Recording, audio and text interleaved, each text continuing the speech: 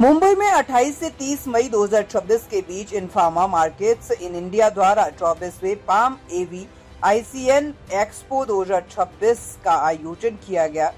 गोरेगांव स्थित Bombay exhibition centre में होने वाला ये 3 दिवसीय कार्यक्रम भारत के professional audio video lighting, live entertainment और सिस्टम्स इंटीग्रेशन क्षेत्र के दिग्गजों को एक छत के नीचे लाए। भारतीय प्रो एवी बाजार के 2034 तक 3.9% की चक्रवृद्धि वार्षिक वृद्धि दर से $150 मिलियन तक पहुंचने का अनुमान है, जिसके चलते इस प्रदर्शनी को अभूतपूर्व महत्व मिला है। लाइव इन्वेस्ट, सरकारी परियोजनाओं, हॉस्पिटैलिटी और डिजिटल कंटेंट क्रिएशन में बढ़ती मांग के कारण इस क्षेत्र का विस्तार तेजी से हो रहा है।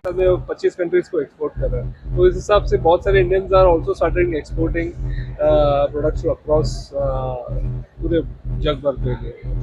टोटल सर आज कितनी कंपनियां यहाँ पर आई हैं? 300 के लगभग कंपनियां हैं यहाँ पे, वो डोमेस्टिक और इंटरनेशनल। ये एग्जीबिशन कितने दिन तक चलने वाली है? ये 3 दिन के एग्जीबिशन है और अटेंडीज यहाँ पे हमको जो मिला है 42,000 से ज़्यादा अटेंडीज यहाँ पे 3 दिन में आने की एक्सपेक्टेशन है। फोर्थ एडिशन है, ये है शो जो है प्रो ऑडियो लाइटिंग और म्यूजिक इंडस्ट्री के लिए है। सो उसमें जो कुछ इक्विपमेंट लगता है, ऑडियो लाइटिंग और आपका ट्रसेस, सारे नए इनोवेशंस यहाँ पे शो में डिस्प्ले होते हैं।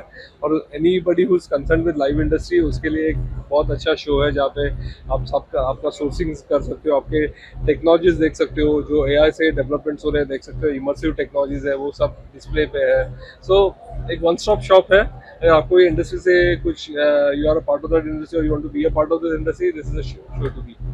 इस एग्जीबिशन में कहाँ के लोग आए हुए हैं? इस एग्जीबिशन से सारे इंडिया से शो आते हैं, बिकॉज ये एक एशिया का बिगेस्ट शो है इन सेक्टर का। तो नॉट ओनली इंडिया से, बाहर से भी लोग आते हैं, अपने मिडिल ईस्ट से, साउथ ईस्ट एशिया से भी लोग आते हैं, बाहर से आते हैं, यहाँ पे सोर्सिंग करके जाते हैं। इंडिया के आपके 2 टियर 3 टियर सिटीज से भी आते हैं, बिकॉज ये जो इक्विपमेंट है ये not only concert live events में लगते हैं, पर आपके वेडिंग्स में और कोई टेम्पल्स में और कॉर्पोरेट्स में भी लग जाते हैं। कॉर्पोरेट AV सिस्टम्स होते हैं, एजुकेशन इंस्टीट्यूशंस में लगते हैं, हॉस्पिटैलिटी सेक्टर में लगता है। सो वो सारे उनके बायर्स भी ये शो में आ जाते हैं और बाहर गांव के लोग भी यहाँ पे आते हैं। तो जो आयात निर्यात होती है उससे देश पे क्या प्रभाव पड़ेगा, क्या असर पड़ेगा? सो आई थिंक गवर्नमेंट का इसको बहुत सारा बेनिफिट ऑलरेडी है। गवर्नमेंट है, ये सबसे बड़ा पाम एक्सपो हम लोग पुट अप कर रहे हैं। ये ऑडियो विजुअल लाइटिंग और अपना प्रो ऑडियो इंडस्ट्री के लिए है। एंड यहाँ पे अराउंड 3 दिन में 42,000 से ज़्यादा अटेंडीज आने की गुंजाइश है, जो इंडस्ट्री से रिलेटेड है, जो ऑडियो लाइटिंग इंडस्ट्री से रिलेटेड, कॉन्सर्ट इंडस्ट्री से रिलेटेड है, साउंड डिजाइन है। इंडस्ट्री कितना ग्रो? 30% से ग्रो करने वाली है कॉन्सर्ट इकोनॉमी जो है इंडिया में, क्योंकि हम देख रहे हैं दिन ब दिन और म्यूजिक हिट हो रहा है और स्टेज शोज हो रहे हैं, बहुत ज़्यादा स्टेज शोज हो रहे हैं। कभी कभी एक दिन में पूरे कंट्री में आप गिनोगे कितने, हमारे पास 1000 से ज़्यादा सिटीज़ हैं। अब हर जगह पे स्टेज शोज हो रहे हैं, ये एक्सप्लोड होने वाला है। अब जिसके नहीं है लिखने के लिए एक्सप्लोड वर्ड भी यूज कर दीजिए। आने वाले दिनों में टेक्नोलॉजी क्षेत्र में, AI के क्षेत्र में इंडस्ट्री कितना योगदान मिलेगा मेकिंग के लिए? बहुत सारे जॉब्स जनरेशन तो बेइंतहा है, क्योंकि कितने सारे यंगस्टर्स हैं जो ये इंडस्ट्री में उन लोग को शामिल किया जा सकता है बहुत आसानी से, क्योंकि ऐसे ही तो स्टेज शो होता नहीं है, बहुत से लोग चाहिए।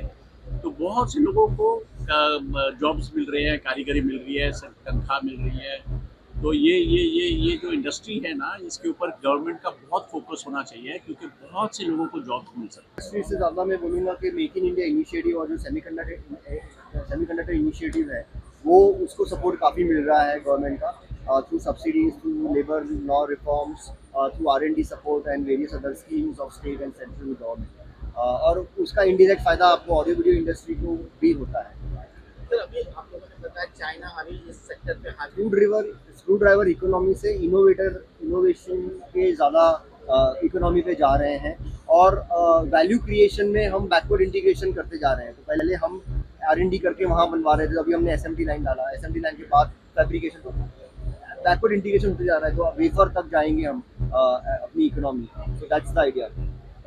टेक्नोलॉजी वाइज किस तरह से इंडिया बूम कर रहा है और इंटरनेशनल लेवल में देखिए सॉफ्टवेयर इंडस्ट्री में और सर्विसेज में तो हम काफ़ी अच्छे थे ही, you know, but with the AI ये सॉफ्टवेयर और सर्विसेज इंडस्ट्री काफ़ी डिस्टर्ब हो चुकी है, बिकॉज आपकी मिड ईयर जॉब सारे खत्म हो गए, एआई खा गया है।